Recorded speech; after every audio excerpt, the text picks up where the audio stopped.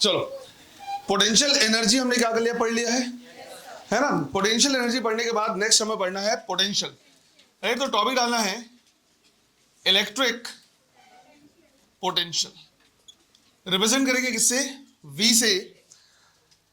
अब जिस तरह से पोटेंशियल एनर्जी में हमने बोला था कि किसी चार्ज को इंफिनिटी से कहां तक ला रहे हैं, राइट, रेफरेंस पॉइंट तक, R तक ला रहे हैं, तो जो भी वर्क किया गया है। अब जब हम इलेक्ट्रिक पोटेंशियल की बात करेंगे तो हम इसी में क्या कर लेंगे, लेंगे यूनिट पॉजिटिव चार्ज। वही जो चार्ज हो जाएगा क्या हो जाएगा, यूनिट पॉजिटिव। तो डेफिनेशन हम क्या कर सकते हैं, लिख सकते हैं work done in bringing a unit positive charge, work done in bringing a unit positive charge from infinity to a reference point, from infinity to a reference point is called electric potential, is called electric potential. अब हमें क्या करना है, potential energy में एक charge को क्या करना है, यूनिट करना है। तो बेस्ट तरीका क्या है, उसको उसी से डिवाइड कर दो। तो हमने बोला पोटेंशियल एनर्जी का जो बेसिक फॉर्मूला है वो है minus F dot D are. अगर मैं क्या करूं, दोनों साइड इसको चार्ज से डिवाइड कर दूं तो यूनिट चार्ज के लिए हो जाएगा, और अब यही कहलाएगा क्या, डीवी पोटेंशियल।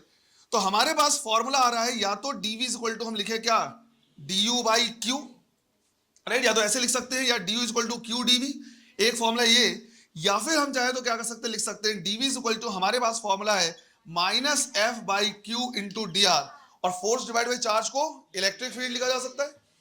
तो डीवी इक्वल टू हमारे पास आ रहा है minus A dot D R, और अगर पूरी वैल्यू हमें निकालनी है तो हम इसे क्या करेंगे, इंटीग्रेट। अब समझो, जिस तरह से हमारे पास फॉर्मूला था D equal to minus F dot D R, ये बेसिक फॉर्मूला था जो हमेशा अप्लीकेबल होगा, हमेशा एप्लीकेबल होगा।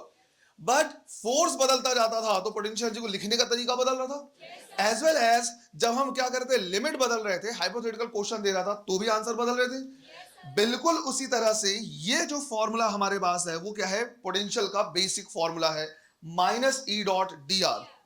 अब अलग अलग टाइप से समझो, अगर यहां पे हम क्या करेंगे देखेंगे तो अलग अलग टाइप का इलेक्ट्रिक फील्ड होगा और अलग अलग टाइप के हमारे आंसर्स होंगे, अलग अलग टाइप का पोटेंशियल होगा। उसमें भी क्या कर सकता है, अलग अलग टाइप की लिमिट दे सकता है।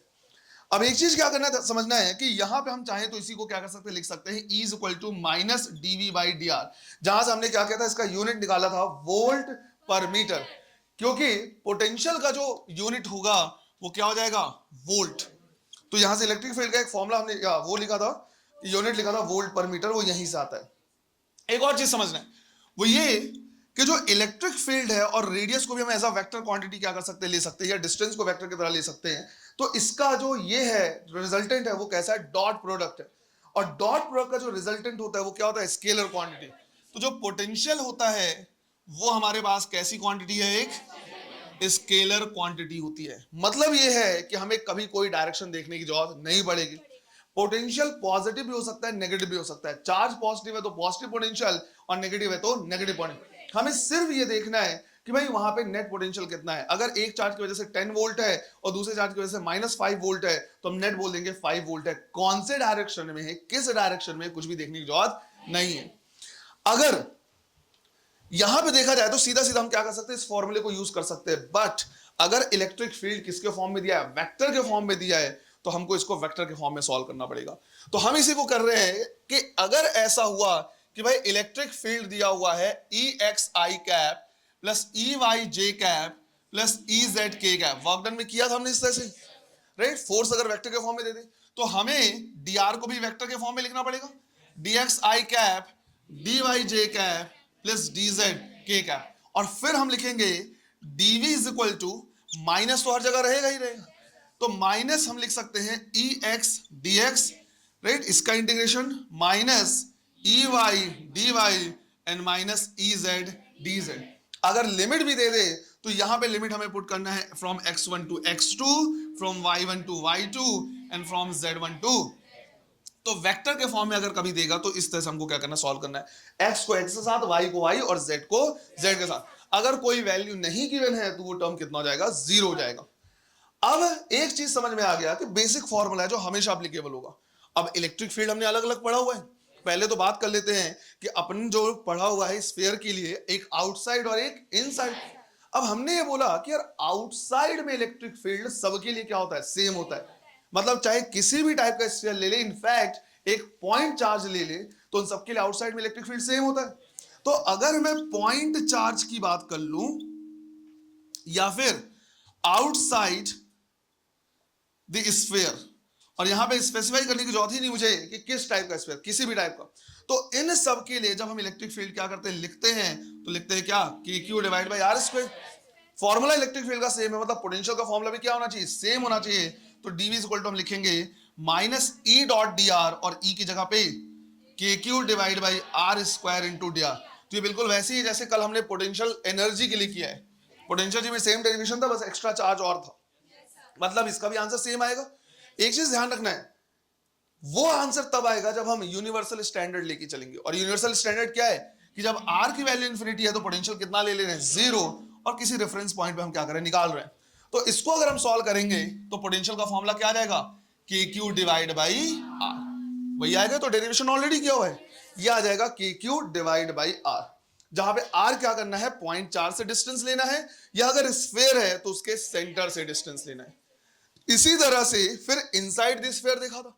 अब इनसाइड द स्फीयर को दो पार्ट में देखा था, एक ऐसा जिसके सरफेस पे चार्ज होता है, और सरफेस पे चार्ज किसके किसके, सॉलिड कंडक्टिंग के लिए, हॉलो कंडक्टिंग के लिए, एंड हॉलो नॉन कंडक्टिंग। और दूसरा पार्ट हमने देखा था जिसके इंटायर वॉल्यूम में होता है, और वो देखा था सॉलिड नॉन कंडक्टिंग। तो इन दोनों के लिए इनसाइड के लिए अलग अलग देखना पड़ेगा।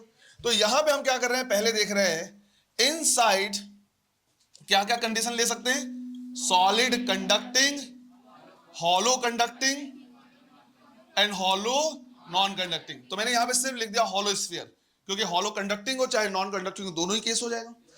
अब इन सब के लिए हमने क्या किया, ये देखा हुआ है कि लेट से रेडियस कितना है, आर है, चार्ज कितना है, क्यू है, तो हमें लिखना पड़ेगा DV is equal to minus E dot D R का इंटीग्रेशन। फॉर्मूला तो यही होता है, बट हमने क्या किया है, कल सीखा है कि इसके अंदर पे इलेक्ट्रिक फील्ड की वैल्यू कितनी होगी, जीरो।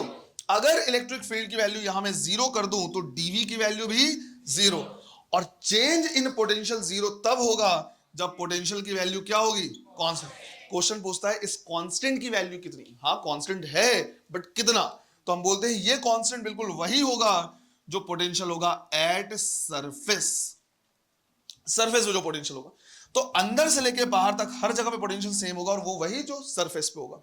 और इसकी वैल्यू हम लिखेंगे क्या, K Q divide by capital R, right. Surface पे कितना होगा, के Q divide by capital R, और वही हर जगह पे होगा। तो एक क्वेश्चन इस तरह से पूछा हुआ था कि भाई अगर सेंटर पे 10 वोल्ट है तो सरफेस पे कितना या कहीं और पे कितना, हर जगह पे सेम ही होगा। तो लेट्स से हमने यहाँ पे क्या कर दिया, 3 पॉइंट ले लिया, एक ये ले लिया, दूसरा बी पॉइंट यहाँ ले लिया, एक सेंटर पे ले लिया, और ये इसी कैटेगरी में आ रहा है। तो हर जगह पे जो पोटेंशियल होगा VA is equal to VB is equal to VC, हर जगह क्या होगा, सेम होगा, और वो कितना होगा, KQ divide by capital R। Clear है ये?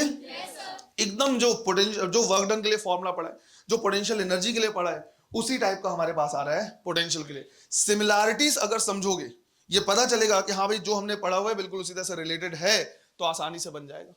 एक बच गया हमारे पास क्या, इनसाइड सॉलिड नॉन कंडक्टिंग, तो उसका डेरिवेशन जैसे कल हमने देखा था वैसे यहां पे भी देखना पड़ेगा। पहले इसको नोट करो फिर आगे बढ़ते। देखो फिर सॉलिड नॉन कंडक्टिंग स्फीयर के अंदर में इलेक्ट्रिक फील्ड क्या था, अलग था। अगर उसमें इलेक्ट्रिक फील्ड अलग है मतलब पोटेंशियल भी क्या होगा, अलग होगा। तो नेक्स्ट हमें क्या करना है, देखना है potential inside solid non conducting sphere. अब ये डेरिवेशन वाले इंपॉर्टेंट इसलिए क्योंकि जितना जैसा भी रिजल्ट हमको यहां पे मिलेगा वैसा ही रिजल्ट हमें अर्थ में ग्रेविटेशनल पोटेंशियल के लिए भी मिलेगा, है ना, अर्थ के इनसाइड भी। तो यहां पे क्या करना है, ध्यान समझना है। लेट्स से ये हमारे पास क्या है, एक सॉलिड नॉन कंडक्टिंग स्फीयर है जिसमें टोटल चार्ज हमने ले लिया कितना, Q, और ये कंसीडर कर लिया कि भाई इसका जो रेडियस है वो कितना है, R है। अब मुझे अंदर के किसी पॉइंट पे क्या करना है, निकालना है कि भाई यहाँ पे पोटेंशियल कितना होगा। तो पहले तो हम उसको क्या करेंगे, इनक्लोज करेंगे, और ये मान लिया कि भाई ये रेडियस कितना है, R, है ना। यहाँ का पोटेंशियल मुझे निकालना है, लेट्स से कितना, V। अब अगर पोटेंशियल निकालना है तो ध्यान दो, फॉर्मूला तो एक ही है, वो है dv is equal to minus A dot D R का इंटीग्रेशन। बट इंटीग्रेट करने के लिए मुझे क्या करना पड़ेगा, लिमिट रखना पड़ेगा। और लिमिट का मीनिंग होता है कि हाँ यहाँ पे इतना है तो यहाँ पे कितना, तो एक नोन तो होना चाहिए। अब अंदर मुझे कहीं नहीं पता, आउटसाइड हम ले नहीं सकते, बट मुझे एक चीज पता है कि सरफेस पे कितना होता है। सरफेस को इनसाइड आउटसाइड दोनों का पार्ट कंसीडर करेंगे, तो मुझे पता है कि यहाँ पे कितना, तो surface let's say A point हो गया और वी इज इक्वल टू हम लिख सकते हैं क्या, K Q divide by are. तो मुझे पता है कि जब स्मॉल आर की वैल्यू कैपिटल आर के बराबर होगा तो इतना पोटेंशियल होगा, और इस पॉइंट में मुझे क्या कर सकता हूं, निकाल सकता हूं।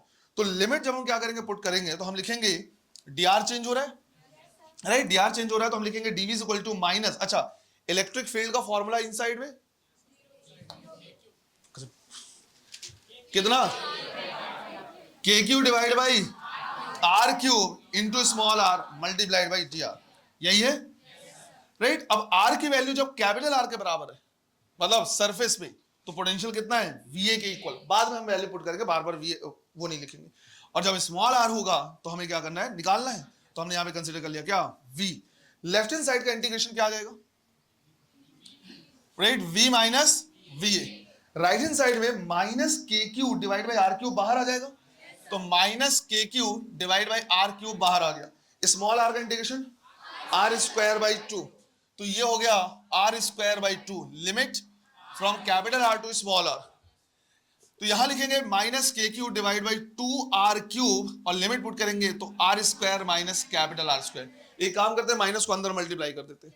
अगर अंदर मल्टीप्लाई कर देंगे तो जाएगा K Q divide by two R cube और ब्रैकेट में capital R square minus small R square. ये आ रहा है v माइनस वी ए के इक्वल। मुझे निकालना है किसकी वैल्यू, v की, तो मैं राइट हैंड साइड उधर लेके जाऊंगा तो प्लस हो जाएगा, और v ए की वैल्यू कितनी है, के क्यू बाई आर, तो हो गया K Q by R plus K Q divide by two R cube bracket में R square minus small R square. यहां से मैं K Q divide by R को कॉमन निकाल दे रहा हूं। अगर मैं कॉमन निकालूंगा तो यहां पे क्या बच जाएगा, 1। के क्यू डिवाइड बाई आर को मैंने कॉमन निकाला, तो क्या बचा है, R square minus small R square divide by two R square, यही बचा है ना। एक आर तो बाहर आ गया, इनको ऐड कर दें। अगर ऐड करेंगे तो के क्यू डिवाइड बाई आर तो ये हो जाएगा, इनको ऐड करेंगे तो हो जाएगा two R square plus R square minus small R square divide by two R, total कितना, 3r स्क्वायर। तो हमें यहां से मिल रहा है v is equal to K Q divide by R, और अगर इधर देखा जाए तो 3r square minus small R square divide by, तो पोटेंशियल का फॉर्मूला आता है K Q divide by two R cube into 3r square minus small R square. थोड़ा सा कॉम्प्लिकेटेड, थोड़ा सा अलग सा आता है। तो सॉलिड नॉन कंडक्टिंग स्फीयर के अंदर में जो पोटेंशियल है वो इतना है। क्लियर है ये याद रख पाओ तो बहुत अच्छी बात, अगर नहीं याद रख पाओ तो एटलीस्ट एट सेंटर पोटेंशियल कितना होगा वो तुमको जरूर क्या करना है, याद रखना है। अगर मैं यहां पे निकालना चाहूं, कहां पे, सेंटर पे, तो सेंटर पे क्या करना पड़ेगा, स्मॉल आर की वैल्यू 0। अगर मैं ऐसा निकालूंगा तो मैं लिखूंगा potential at centre is equal to K Q divide by two R cube 3r square minus 0। यहां से आर स्क्वायर से इस टर्म को कैंसिल करेंगे तो पोटेंशियल एट सरफेस आएगा 3/2 के क्यू डिवाइड बाई आर, यही आ रहा है। और के क्यू डिवाइड बाई आर क्या है, पोटेंशियल एट द सरफेस। ये अपने आप में theoretical as well as numerical question है कि जो पोटेंशियल है at centre is 3/2 times of potential at surface. Surface पे जो भी पोटेंशियल होता है उसका 3/2 टाइम्स होता है, कहां पे, सेंटर पे, 0 नहीं, ध्यान रखना। कई लोग के जल्दी जल्दी में निकलता है मुंह में, 0 तो कभी है ही नहीं, राइट। चाहे वो हॉलो है तो भी जितना सरफेस पे है उतना ही अंदर पे, पर अगर नॉन कंडक्टिंग है तो सेंटर पे 1.5 गुना ज्यादा है, चाहे वो फिर प्लस हो चाहे वो माइनस हो। इसका मतलब ये है कि जब हम अर्थ के बारे में पढ़ेंगे तो अर्थ के सेंटर में भी जो ग्रेविटेशनल पोटेंशियल होगा वो कितना होगा, सरफेस का 1.5 गुना, 3/2 टाइम्स। क्लियर है ये, और ये बहुत जरूरी है, इसको क्या करना है, ध्यान रखना है, क्योंकि अगर ये फॉर्मूला तुमसे मिस हुआ तो एटलीस्ट एक पॉइंट तो तुमको क्या करना है, याद रखना है। और अगर नहीं याद रखो तो बहुत अच्छी बात है, क्योंकि हो सकता है तुमसे बोले r/2 पे कैलकुलेट करो, तब तो याद रखना पड़ेगा ना। तो ये हमने निकाल लिया किसके लिए, सॉलिड नॉन कंडक्टिंग के लिए पोटेंशियल। चलो नोट करो बेटा। पहले क्लास में हमने क्या किया था, एक पॉइंट देखा था कि अगर मुझे किसी एक स्फीयर का पूरा चार्ज दूसरे में क्या करना है, ट्रांसफर करना है, तो उस स्फीयर को पहले के अंदर रख देते। और मैंने उस टाइम में बोला था कि अंदर वाला जो स्फीयर है उसका पोटेंशियल हमेशा ज्यादा होगा बाहर वाले से। अब सिंस हमने पोटेंशियल लिखना क्या कर लिया, सीख लिया है, हम इसको चेक करने वाले हैं कि अंदर वाले का पोटेंशियल अगर चार्ज है तो हमेशा ज्यादा कैसे रहेगा या इक्वल रहेगा, एटलीस्ट इतना हो सकता है। तो इसके लिए हम क्या कर रहे हैं, देख रहे हैं कि भाई दो कंसेंट्रिक स्फीयर्स हमने क्या कर लिया, ले लिया, दोनों का जो सेंटर वो क्या है, सेम है। अंदर वाले का रेडियस हमने ले लिया कितना, a, बाहर वाले का रेडियस b। अंदर में चार्ज क्या है, स्मॉल q, बाहर में कैपिटल Q। अब दो पॉइंट हम ले रहे हैं, लेट्स से ये पॉइंट हमने ले लिया a और ये पॉइंट हमने ले लिया b। यहां का पोटेंशियल VA और यहां का पोटेंशियल VB, यही हमको क्या करना है, निकालना है। अब अगर मैं पोटेंशियल एट a निकालूंगा, ध्यान देना, अगर मैं पोटेंशियल एट a निकालूंगा तो मुझे ये ध्यान रखना है कि ये जो पॉइंट है इसमें दो की वजह से पोटेंशियल होगा, एक स्मॉल q की वजह से भी और एक कैपिटल Q की वजह से भी। यहां पे हम जब देखेंगे इस पॉइंट को तो ये इनर उसका स्फीयर का सरफेस वाला पॉइंट है और आउटर स्फीयर का इनर पॉइंट है। अब दिमाग बिल्कुल काम करना चाहिए, तीन ही फॉर्मूले तुमने पढ़े बेटा, एक आउटसाइड द स्फीयर और दो पढ़े इनसाइड द स्फीयर। एक इनसाइड स्फीयर पढ़ा है तुमने तीन केस के लिए, solid, conducting, hollow non conducting, और एक पढ़ा है तुमने सॉलिड नॉन कंडक्टिंग। इसमें भी सॉलिड नॉन कंडक्टिंग का केस आएगा ही नहीं। तो कुल मिला के दो ही फॉर्मूले बचे, एक आउटसाइड और एक इनसाइड द हॉलो स्फीयर, दो ही बचे। इतना ही तुमको लगाना है और ध्यान रखना, बट यही ट्रिकी हो जाएगा तुम्हारे लिए। ये वाला जो पॉइंट हम क्या कर रहे हैं, ले रहे हैं, ये है इनर सरफेस का, इनर स्फीयर का सरफेस वाला पॉइंट और आउटर स्फीयर का इनर वाला पॉइंट। तो मुझे दोनों की वजह से लिखना पड़ेगा। पहले मैं इसकी वजह से लिख रहा, तो मैं लिखूंगा सरफेस पे कितना लिखते हैं, KQ divide by A, KQ divide by A, right, यही लेंगे। फिर बाहर वाले की वजह से भी लिखना है। अब बाहर वाले का इनर पॉइंट है तो इनर पे वही होता है जो इसके सरफेस पे होगा, तो क्या लिखेंगे, K capital Q divide by B, K capital Q divide by B। इसी तरह से अब मुझे क्या करना है, पोटेंशियल लिखना है एट B।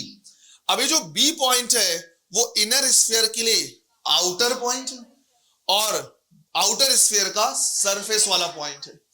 आउटर में क्या लिखते हैं, K small q divide by centre से इस पॉइंट तक का डिस्टेंस कितना, B, और बाहर वाले के लिए सरफेस पॉइंट है तो K capital Q divide by B। ये क्वेश्चन नंबर 2। अगर मैं दोनों को चेक करूं तो K capital Q by B और K capital Q by B दोनों में आ रहा है, इनका कोई रोल ही नहीं है, वो तो दोनों में आ गया। अगर मैं यहां से दोनों का पोटेंशियल डिफरेंस निकाल लूं, VA माइनस VB, तो ये टर्म तो वैसे भी क्या हो जाएगा, कैंसिल। यहां बचेगा K small q by A और यहां पे बचा K small q by B, जिसकी वजह से मैं बोलूंगा K स्मॉल q को मैं कॉमन निकाल रहा और बचा 1 upon A minus 1 upon B। अब यहां पे मैं देख के बता सकता हूं कि A की वैल्यू क्या है, छोटी है किससे, B से। अगर A स्मॉल है मतलब 1 बाई A बड़ा है, B बड़ा है मतलब 1 बाई B छोटा है, तो ये वैल्यू जो माइनस हो रहा है वो क्या आएगा, पॉजिटिव। और अगर किन्हीं दो वैल्यू का डिफरेंस पॉजिटिव आ रहा है, इसका मतलब है VA बड़ा होना चाहिए VB से, सीधी सी बात है। तो हम लिखेंगे इसलिए जो VA है should be greater than VB। ये तब तक बाहर वाले सरफेस के पोटेंशियल से ज्यादा होगा जब तक अंदर में कोई चार्ज है। अगर अंदर में एक भी चार्ज आया, किसी भी टाइप का चार्ज आया, मतलब इसका पोटेंशियल क्या हो जाएगा, ज्यादा हो जाएगा। किसके कंपैरिजन में, बाहर वाले कंपैरिजन में। अगर इसका चार्ज पूरा फ्लो कर गया तब दोनों का पोटेंशियल क्या हो जाएगा, सेम हो जाएगा, क्योंकि वो डिफरेंस कितना आ जाएगा, 0 आ जाएगा। और बाहर में कितना चार्ज है इससे पोटेंशियल डिफरेंस में कोई फर्क नहीं पड़ता, क्योंकि पोटेंशियल डिफरेंस अगर देखा जाए तो कैपिटल Q पे डिपेंड नहीं कर रहा। इसका यह मतलब हुआ कि बाहर में जितना भी चार्ज हो जाए, हम कनेक्ट करके अंदर वाले को चार्ज देंगे, वो तुरंत चला जाएगा कहां, बाहर। और इसी प्रिंसिपल का यूज करते हैं हम किसमें, वैन डी ग्राफ जनरेटर में। वैन डी ग्राफ जनरेटर एक पार्टिकल एक्सेलरेटर है। ध्यान ही रखना, ये सिलेबस में अब नहीं है, बहुत पहले था। रेडियो साइंटिस्ट का नाम है वैन डी ग्राफ जनरेटर। इन्होंने क्या किया, इसी प्रिंसिपल को यूज किया कि अगर मुझे एक स्फीयर में बहुत ज्यादा चार्ज क्या करना है, एक्युमुलेट करना है, तो मैं डायरेक्ट इसमें तो रख नहीं पाऊंगा। क्यों, बहुत ज्यादा रिपेल भी तो करेगा, तो मुझे बहुत वर्क करना पड़ेगा। और एक टाइम के बाद ऐसा आएगा कि वो वर्क हो सकता है फिजिबल ना हो। तो सबसे बेस्ट तरीका क्या है, अंदर वाले को क्या करो, चार्ज दो। जैसे इसको चार्ज दोगे वैसे ही कहां चला जाएगा, खुद से बाहर चला जाएगा। ऐसे तो अब जब यहां पे बहुत ज्यादा क्या हो जाएगा, चार्ज एक्युमुलेट होगा तो बहुत ज्यादा पोटेंशियल होगा, बहुत ज्यादा पोटेंशियल तो बहुत ज्यादा पोटेंशियल एनर्जी, और उस पोटेंशियल एनर्जी को कन्वर्ट किया जा सकता है किसमें, काइनेटिक एनर्जी में। तो कई बार तुम ये देखोगे Q into V is equal to half mv square लिखा होता है, तो पोटेंशियल एनर्जी होगा Q into V is equal to convert हो रहा है किसमें, काइनेटिक एनर्जी। जितना ज्यादा चार्ज उतना ज्यादा पोटेंशियल, उतना ज्यादा पोटेंशियल एनर्जी, और उस पोटेंशियल को कन्वर्ट करेंगे तो उतनी ज्यादा काइनेटिक एनर्जी मिलेगा, उतना वेलोसिटी, जिसकी वजह से ये किसकी तरह वर्क करता है, एक पार्टिकल एक्सेलरेटर।